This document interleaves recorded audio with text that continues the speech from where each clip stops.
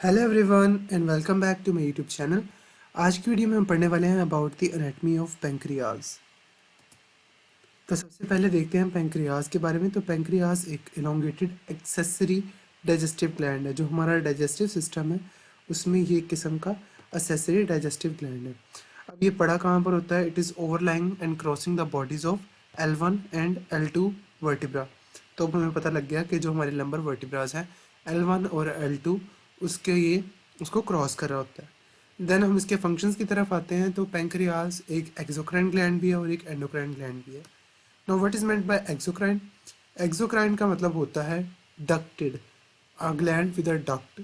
तो पेंक्रियाज एक ऐसा ग्लैंड है जो कि डक्ट के ज़रिए से अपनी सिक्रीशंस को पोर आउट करता है इनटू द डिओडिनम। तो पेंक्रियाज की एक्सोक्राइन सिक्रीशंस कौन सी होती हैं? उनमें एक हमारे पास आ जाती है जिसको हम कहते हैं पेंक्रियाटिक जूस।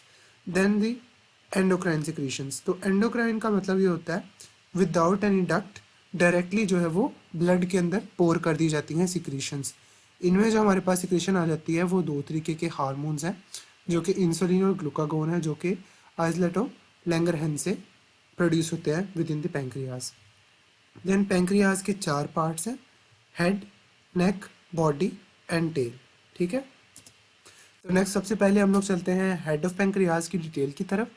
तो जो हेड है पेंक्रियाज का वो एक इसका एक्सपेंडेड पार्ट है। उसमें एक और प्रोसेस होता है जिसको बोलते हैं अनसीनेट प्रोसेस। ठीक है। तो ये जो हेड है ये इम्ब्रेस्ड होता है, इसको कवर किया होता है सी शेप ड्यूडिनम ने। सी शेप ड्यूडिनम ने इसको कवर किया होता है। देन इसके जो राइट पर होते हैं वो सुपीरियर मेजेंटेरिक वेसल्स होते हैं और इन्फीरियर जो कि जस्ट इन्फीरियर होता है ट्रांसपाइलोरिक प्लेन के। अब हम लोग रिलेशंस की तरफ चलते हैं। जब भी पेंक्रियाज में से क्वेश्चन आता है तो सबसे ज़्यादा जो इम्पोर्टेंट क्वेश्चन है वो इसके रिलेशंस का है। तो हमने इसके जो चार पार्ट्स किए, head, neck, body and tail, सभी के अलग-अलग आंसर पढ़ेंगे। तो हेड के रिलेशन की बात करें तो जो मैंने पहले बताया कि जो हेड है वो ड्यूडिनम से एम्ब्रेस्ड होता है। देन इसके राइट साइड पर होते हैं सुपीरियर मेजेंटेरिक वेसल्स। हेड के राइट साइड पे होंगी सुपीरियर मेजेंटेरिक वेसल्स। इस पिक्चर में आप देख पा रहे हैं, यहाँ पर ये जो आपको वेसल नज़र आ रही है ये क्या है? ये सुपीरियर मेजेंटेरिक वेसल है। ठीक है, ये सुपीरियर मेजेंटेरिक वेसल है। यहाँ पर आपको हेड नज़र आ रहा है और जो इसका ये वाला एक इलोंगेटेड पोर्शन है इसको बोलते हैं अनसीनेट प्रोसेस। ये वाला जो है ये अनसीनेट प्रोसेस है। देन अगर बात करें हेड की तो इसके ये पड़ा होता है anterior to the inferior vena cava. तो ये वाला जो आपको ब्लू स्ट्रक्चर नज़र आ रहा है ये इन्फीरियर वेना कैवा है। आप देख पा रहे हैं कि ये थ्रू एंड थ्रू पास कर रहा है और इसके आगे पड़ा हुआ है हेड। नेक्स्ट आ जाते हैं नेक के रिलेशंस। तो ये वाला जो पोर्शन है ये नेक का है। ठीक है। तो इस ये जो पड़ा होता है वो anterior to the superior mesenteric vessels, यहाँ से सुपीरियर मेजेंटेरिक वेसल्स पास करती हैं, उसके ये एंटीरियर पड़ा हुआ है। और जो नेक की एंटीरियर सरफेस है वो रिलेट करती है to the pylorus of the stomach. यहाँ पर जो एक स्ट्रक्चर होगा जो कि स्टमक है उसके साथ इस नेक की एंटीरियर सरफेस रिलेट करेगी। Then relations of body.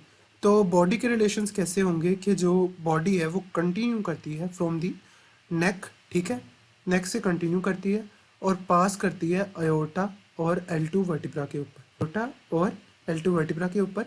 और इसकी जो पोस्टीरियर सरफेस है बॉडी की वो विद इन कॉन्टैक्ट होती है अयोर्टा, superior mesenteric artery, left adrenal और लेफ्ट किडनी के साथ। यहाँ पर मोस्ट ऑफ द स्ट्रक्चर्स जो हैं वो हटा दिए गए हैं सिर्फ ये पेंक्रियाज के स्ट्रक्चर को दिखाने के लिए।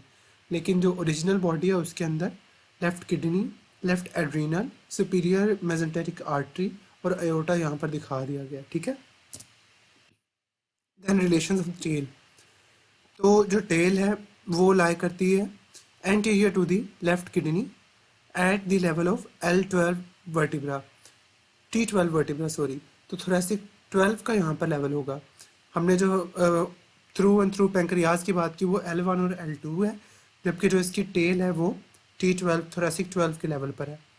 It is closely related to the left kidney and left colic fracture. यहाँ पर जब हम कोलोन की बात करते हैं तो उसके दो फ्रैक्चर होंगे। लेफ्ट साइड पे जो उसका फ्रैक्चर है वो इसकी टेल के साथ रिलेट करेगा। देन जो ये एंड करती है, टेल की एंड करती है into the splenic hilum. Next हम लोग बात कर लेते हैं एक इम्पोर्टेंट स्ट्रक्चर की जिसको बोलते हैं पैंक्रियाटिक डक्ट। अब ये पैंक्रियाटिक डक्ट जो है ये मेन पैंक्रियाटिक डक्ट की हम लोग बात करें तो ये शुरू होती है विद इन द टेल। तो यहाँ पर आपको ये टेल के अंदर से शुरू होती हुई नज़र आ रही है। ये रन करती है through the parenchyma of the gland. आप देख पा रहे हैं कि ये इसके पैरेन्काइमा में से रन करती हुई आ रही है। एंड और ये ओपन कहाँ पर होती है, जो मेन पैंक्रियाटिक डक्ट है ये मिल जाती है बाइल डक्ट के साथ। बाइल डक्ट कहाँ से आ रही है, ये यहाँ पर गाल ब्लैडर से आ रही है। तो जो मेन पैंक्रियाटिक डक्ट है वो बाइल डक्ट के साथ मिल गई और कहाँ पर डायलेट होती है, ये होती है हिपैटो पैंक्रियाटिक एम्पुला, जिसको एम्पुला ऑफ वेटर भी कहते हैं। तो यहाँ पर आपको एम्पुला ऑफ वेटर का पता लग गया कि जो ओपनिंग है उसको एम्पुला ऑफ वेटर कहा जा रहा है। ठीक है, अब एम्पुला ऑफ वेटर जो है इसके इर्द गिर्द एक स्फिंक्टर होता है जिसको स्फिंक्टर ऑफ ऑडी ये भी बोला जाता है। ठीक है, इस पिक्चर में आपको दिखाया गया है जो नॉर्मली ऑर्गन्स हैं। यहाँ पर जो स्प्लीन शो की गई है जबकि किडनी और एड्रीनल शो नहीं की गई। बाकी आप देख पा रहे हैं कि यहाँ पर स्टमक का जो पोर्शन है वो एंटीरियर पोर्शन ऑफ नेक के साथ कैसे रिलेट कर रहा है। देन इस पिक्चर में सुपीरियर मेसेंटेरिक आर्टरी ये दिखाई गई है। इसके बाद ये बाइल डक्ट कहाँ पर ओपन हो रही है ये भी दिखाई गई है। अगर हम ब्लड सप्लाई की बात करें पैंक्रियाज की, तो पैंक्रियाज की जो मेन ब्लड सप्लाई आती है वो आती है branches of this splenic artery. तो यही बस एक बात याद रखें, पैंक्रियाज की ब्लड सप्लाई में आप एक ही पॉइंट अगर लिखते हैं ब्रांचेज ऑफ स्प्लेनिक आर्टरी तो दैट विल बी इनफ। और अगर आप ज़्यादा लिखना चाहते हैं तो क्या कि बहुत सारी पैंक्रियाटिक आर्टरीज आती हैं। कहाँ से, pancreatic artery from the gastroduodenal and superior mesenteric artery. अब ये मैं आपको पिक्चर से भी दिखा देता हूँ कि ये कहाँ कहाँ से आएंगी, gastroduodenal and the superior mesenteric arteries. तो अगर आप इस पिक्चर में देखें तो ये स्प्लेनिक आर्टरी से काफ़ी सारी जो है वो पैंक्रियाज को ब्रांचेस जा रही हैं। उसके बाद आपको इन्फीरियर पैंक्रियाटिको ड्यूडिनल आर्टरी नज़र आ रही होगी, यहाँ पर लिखिए ये कैसे बन रही है, ये गैस्ट्रोड्यूडिनल आर्टरी से और सुपीरियर मेसेंटेरिक आर्टरी इसकी वजह से ये बन रही है। Then come to the lymphatic drainage. तो लिम्फेटिक ड्रेनेज यहाँ पर मैंने लिम्फ नोड्स के नाम सिर्फ लिखे हैं, तो आप यही याद करें पैंक्रियाटिको ड्यूडिनल लिम्फ नोड। ठीक है, यहाँ पर आपको एंटीरियर और पोस्टीरियर दो तरीके के पैंक्रियाटिको ड्यूडिनल लिम्फ नोड नज़र आ रहे हैं पिक्चर में। Then the pyloric lymph node. अब पाइलोरिक लिम्फ नोड कहाँ पर होंगे, ये पाइलोरिक लिम्फ नोड यहाँ पर आपको पिक्चर में शो किए गए हैं, लेकिन ये क्योंकि पाइलोरस ऑफ द स्टमक के साथ कनेक्टेड होते हैं इसलिए उनको पाइलोरिक लिम्फ नोड बोला जाता है। ठीक है, और ये पैंक्रियाज की भी जो है वो लिम्फेटिक ड्रेनेज को कैरी करते हैं।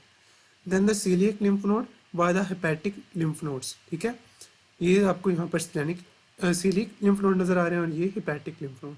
इसके अलावा स्प्लेनिक लिम्फ नोड भी हैं जो वो भी इसमें लिम्फेटिक ड्रेनेज में अपना काम करते हैं। Then to the nerve supply of pancreas. तो पैंक्रियाज की नर्व सप्लाई हमारा आज का लास्ट जो है वो पैंक्रियाज का टॉपिक है। तो इसकी नर्व सप्लाई कहाँ से आती है, इसकी नर्व सप्लाई आती है वेगस और एब्डोमिनो पेल्विक स्प्लैंक्टिक नर्व से। अब हमें पता है ये जो दोनों नर्व्स हैं ये आकर गैंग्लिया बनाती हैं। अब वो गैंग्लियन कौन कौन से हैं, वो है superior mesenteric ganglion and the coeliac ganglia. अब सीलिक गैंग्लिया दो हैं, लेफ्ट और राइट। ठीक है, एओर्टा के साथ पड़े हुए हैं, यहाँ पर आपको इस पिक्चर में नज़र भी आ रहा है। तो इन सीलिक गैंग्लिया से आपको नज़र आ रहा होगा कि जो पैंक्रियाज है उसको नर्व सप्लाई जा रही है। इसके बाद जो सुपीरियर मेसेंटेरिक गैंग्लियन है उससे भी पैंक्रियाज की नर्व सप्लाई अवेलेबल होती है। So that was all for today. Thank you so much for watching this video. और अगर आपको वीडियो अच्छी लगी हो तो लाइक कीजिएगा और चैनल को सब्सक्राइब कीजिएगा। Thank you so much.